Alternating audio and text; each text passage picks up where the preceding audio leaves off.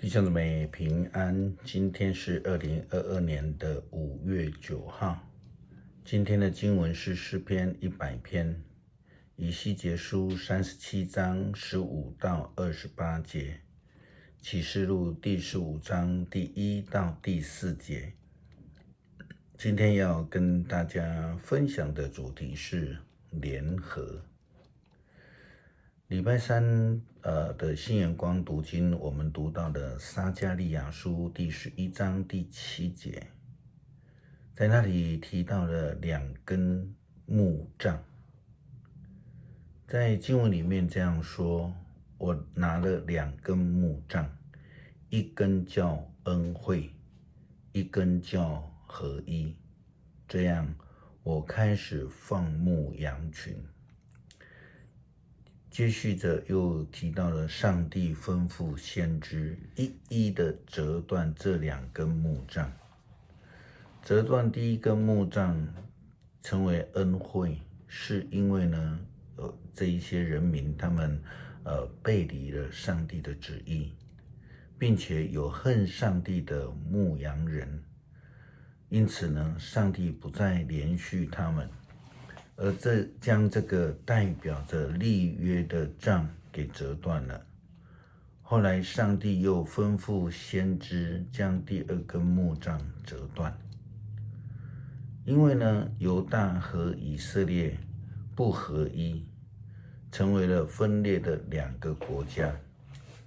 今天的经文以西结书37章15到28节，也是以2根木杖来作为比喻，但是以西结书跟这个撒迦利亚书所讲的是不一样。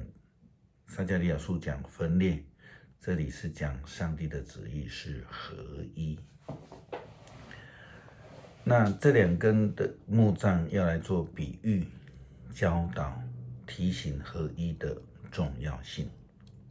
经文说，上主有对我说话，他说：必朽的人啊，你拿1根木棍来，在上面写犹大王国，又拿另1根木棍来，在上面写以色列王国，然后把2根木棍握在手里，2头相接，当作1根木棍。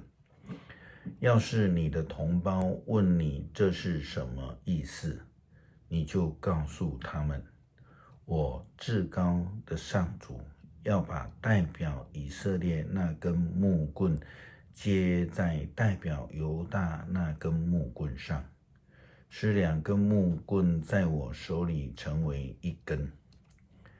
借着先知的预言，上帝要以色列人民知道他的心意。上帝要犹大国和以色列国不再分裂，并且他们要组成联合的王国。上帝告诉以西结先知这样说道：你要在人民的面前将2根木棍握在手里，让他们看见。然后呢，你要告诉他们，我至高的上主要把我的子民从流亡各国领出来，集合他们，然后带他们回到本土。我要在那里，在以色列的群山上，把他们联合起来，组成1个国家。他们要由1个君王来统治他们，不再分为2国。很重要的提醒是，这个合一的应许是给1个合一的以色列国人民。当他们回归到上帝的应许里面的时候，上帝又要求他们不可以再敬拜偶像，不要再背离上帝的律法跟旨意。这个应许是要给那些受掳被掳，然后在苦难当中的以色列人民的一个希望。上帝应许他们将要赐下一个从大卫后代当中被兴起的一个王来带领他们。这正是犹太人在圣殿问耶稣的话的意思，就是昨天在主日的信息里面牧师的分享所使用的经文。经文说，耶路撒冷遇到这个庆祝献殿节的时候是冬天。耶稣在圣殿的所罗门走廊行走，犹太人就围住他，问他说：“你要让我们猜疑多久？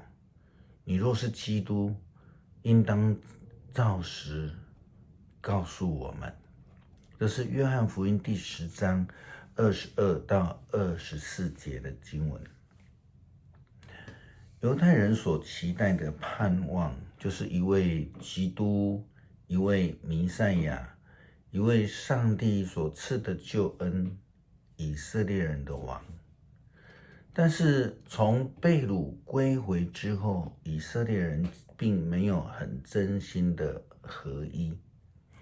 在两院之间所兴起的马加比王朝，虽然战胜了叙利亚的统治，他们夺回了这个耶路撒冷城，洁净了圣殿，但是他们却在王朝建立之后发生了打打杀杀、抢夺王位的这个情形，因而再次的被外族给统治，成为罗马帝国的属地。在经历一再发生的历史悲情当中，上帝给以色列的应许，就像圣经说的，将有一位像我仆人大卫的君王出现，他要做他们的王，做他们的守牧人，把他们统一起来。他们将诚心的遵行我的法律，他们要住在我赐给我仆人雅各的那块土地上，就是他们的祖先住过的地方。他们要永远住在那里，他们的后代也要住在那里。有一位像我仆人大卫的君王，要永远统治他们。我要与他们立约，保证他们永享太平。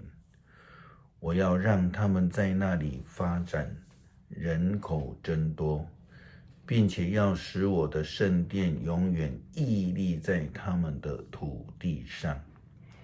我要同他们住在那里，我要做他们的上帝，他们要做我的子民。我使我的圣殿永远屹立在他们中间的时候，列国就知道我上主拣选了以色列做我的子民。如今这个合一的这个应许，借着耶稣基督，借着以色列的王，全世界的王赐给了我们。但是人们仍然无法做到真心的合一。